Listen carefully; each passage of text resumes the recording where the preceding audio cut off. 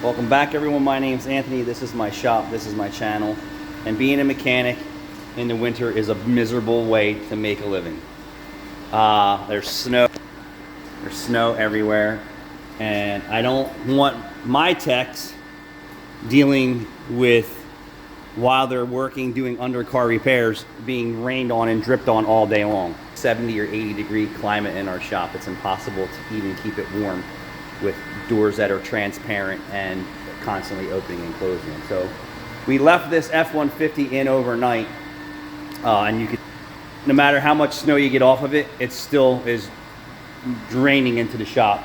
But the rest of it has pretty much dripped off where we need to work. So we have a rear differential service we're going to do on this truck.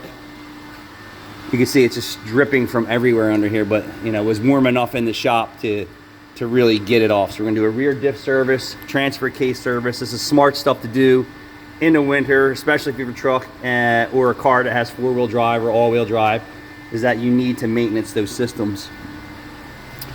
He's got a shield here that prior exhaust repair, probably aftermarket Cats, was rubbing on his front drive shaft. You can see that. How about that? So and again, it's probably been like that forever. It's got a little spot on the frame that's blistering, no big deal. So we're gonna do a front transfer case, front differential, rear differential, transfer case. Customer never said anything about the front end making music. I mean, this has got to be noisy as hell. Hey, can you check out that rattle in the front end? Make sure nothing's falling off. Nah, they didn't say that, but they actually authorized the repair. So they did say that the brakes need work, and it does need front brake work. Keep an eye on the frame. So Jude's doing an oil change also. Yeah, oil change, sway bar links.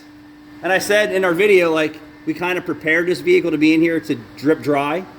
And then the Volkswagen we had in here yesterday dried out. I'm troubleshooting an oil pressure light now.